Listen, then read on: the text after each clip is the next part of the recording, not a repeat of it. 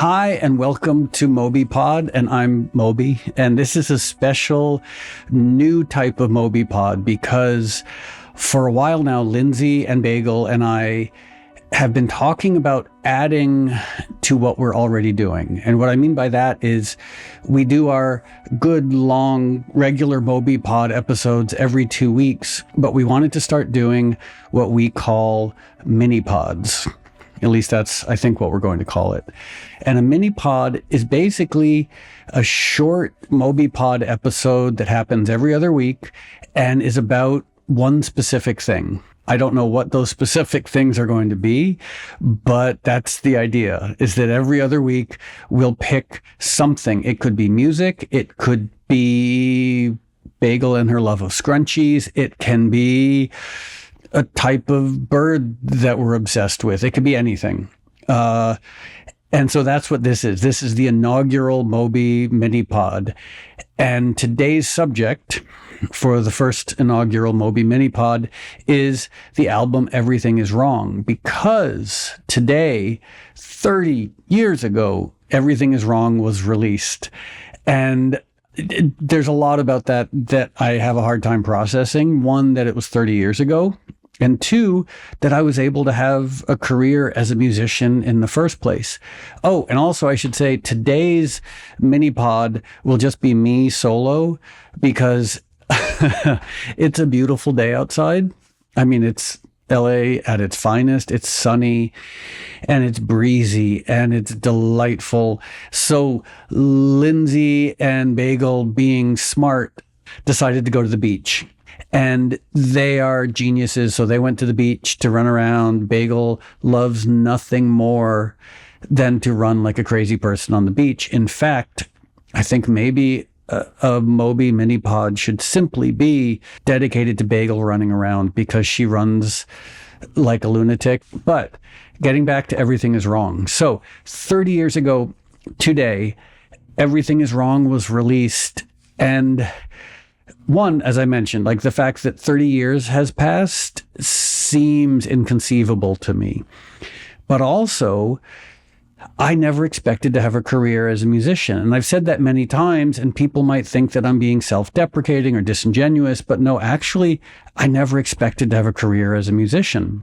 When I was growing up, I thought that musical careers were for other people, for cool people or people who knew how the music business worked or people who understood how to write songs that would get on the radio. And I thought, okay, I'm going to make weird music that no one's ever going to listen to. And I'll teach community college, which is fine.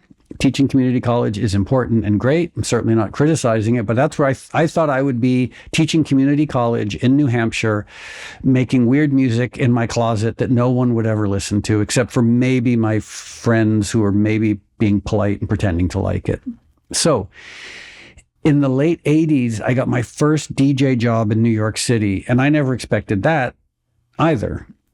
And then from that DJ job, I got my first record deal. And I, again, thought that record contracts were for other people, for the cool people, for the people who knew how the world worked. But I had a record contract and I started making records and they started doing well in a very unexpected way. They started doing well in the rave scene. They started doing well overseas in Europe. Clearly, not much was happening in the States for me in the early 90s. But then the rave scene started to take off in the early 90s, and I toured constantly on my own playing raves, but also with people like Richie Houghton and The Prodigy and countless others, Aphex Twin, Orbital. And then 1993 rolled around, and I got my first serious record deal with Mute Records and Elektra Records. And when you sign a serious, real, grown-up record deal, that means you make an album. And there I was with this tabula rasa, this blank slate of making my first album. And I had no idea what was involved in making an album. I knew that I loved albums. But my main goal, apart from trying to make an album that I liked, that I thought was great, was to sort of put everything I loved in this one album, because I didn't know if I was ever going to be allowed to make another album. So the people around me understandably thought I should make a techno record. You know, I was playing raves. I was seen as this wonderkind of the techno world.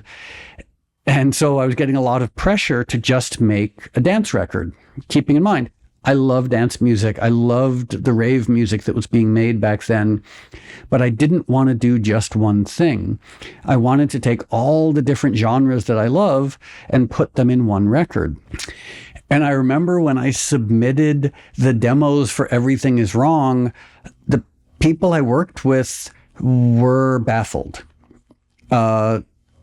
I'm not criticizing them. They were just kind of confused because they thought, understandably, like if I made a dance record, it would be successful. It would be what people expected of me. So I submitted the first version of Everything Is Wrong, and it had some quiet ballads, and it had some classical compositions on it.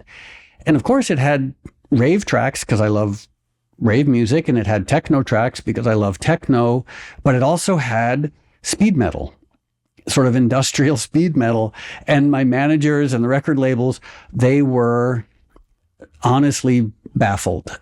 And I could almost get the sense, which has happened many times in my life and career, that they thought I was mentally ill, which, to be fair, I am, or have been. I've battled that on and off in my own, hopefully not too off-putting ways. So I submit this record. The label is confused. My managers are confused, but there are some songs on there that everyone really likes. Like the song Feeling So Real, when we released that as a single, it became a hit in Europe. And then Michael Mann, this famous director, heard the album and wanted to use the song God Moving Over the Face of the Waters in the movie Heat. And then more of this kept happening, where people were hearing the music and very surprisingly liking it. Because I certainly didn't expect anyone to listen to it. I just wanted to take all the music I loved and put it on one record. And I also need to contextualize it just a little bit, which was that this was 1993, 1994 when I was making the record, and the world felt so gentle. The world felt like progress incarnate. You know, like the Soviet Union had ended. China was embracing democratic reforms. Bill Clinton was president. Tony Blair was prime minister. The world felt young and smart and filled with new music and filled with new art and new culture and new directors. And there was just this optimism. And the rave scene was optimistic. Everything felt quite good in a really simple way. I was young. I was living in New York. I was, running around going to raves and DJing. And it was just kind of a delightful environment in which to live. So also, I should say, when I was making the record, my managers came to me and asked if I wanted to collaborate with any vocalists. And I think their assumption was that I was going to pick dance vocalists. And instead, I picked my favorite female singer at the time, who was Mimi Gazy. She was in a band called Hugo Largo, and my managers had never heard of her or the band Hugo Largo because almost no one had heard of Hugo Largo. They had made one album or EP in the 80s that I think Michael Stipe produced, but it was very obscure.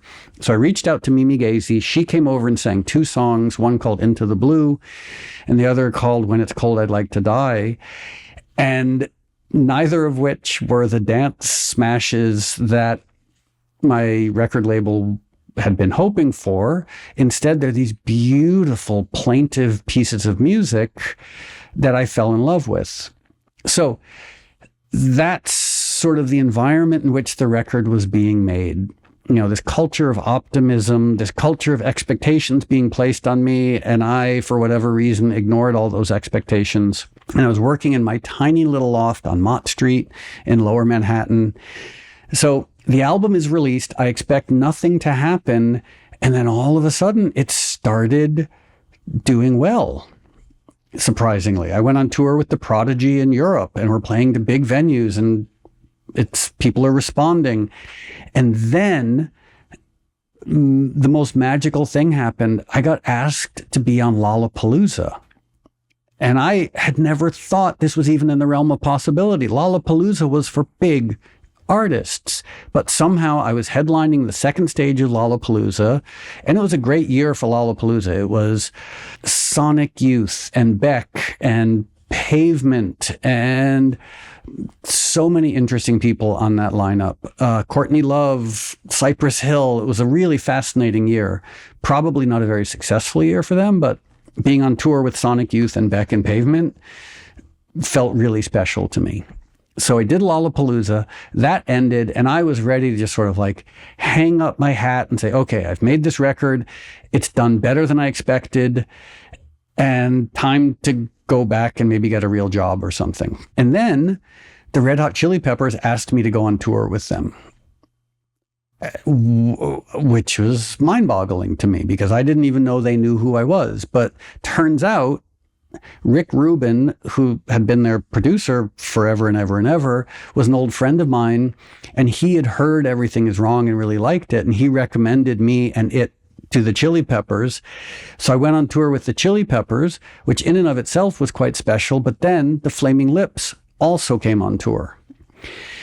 So 1995, Everything Is Wrong. This was a very magical year. And then as the year was ending, two things happened that were just so unbelievably special. And also, if you're annoyed with me rambling on about how good things were, don't worry, because the next 3 years were disastrous.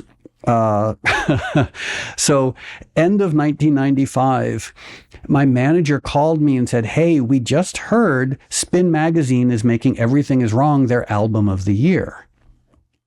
And I couldn't process it because Spin Magazine was the coolest magazine in the United States. It was the indie rock magazine. It was big. Everybody read it.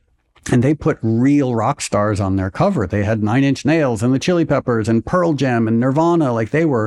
It was big music from my perspective. And I just remember being stunned that they had even heard the record, let alone wanted to make it album of the year. And then the last thing that happened, I mentioned earlier, Michael Mann had used God Moving Over the Face of the Waters in the movie Heat, but I hadn't seen it yet. And it was released, and my friend Damien and I went to a movie theater in Union Square to watch Heat. And first of all, Heat is phenomenal. There's a reason why it's one of the most iconic movies made. But then at the very end, he used God Moving Over the Face of the Waters for 6 minutes. And it was so beautiful. And it was the first time I'd heard my music in a film. And so it was the perfect ending to really what was just a magical year, considering I never thought I'd have a career as a musician. I never thought I'd make an album. And when I released Everything Is Wrong, based on record label feedback, I assumed no one was going to listen to it and no one was going to pay attention to it. And again, if you're annoyed at my sort of Panglossian, Pollyanna optimism, and if it sounds like I'm bragging, trust me, 1996 started to roll around and everything actually went wrong. So the irony being 1995, Everything Is Wrong, things were actually pretty good. It was the next year and the year after that and the year after that that everything actually did go wrong. So thank you for listening to this first ever Moby MiniPod. I hope that Lindsay and Bagel are having an amazing time at the beach, running around, being sane and smart and healthy. And we will be back in a week from now with an actual legitimate long Moby Pod episode with great guests and Lindsay and Bagel and all sorts of fun, interesting things. So thank you for letting me ramble on, and I will talk to you soon.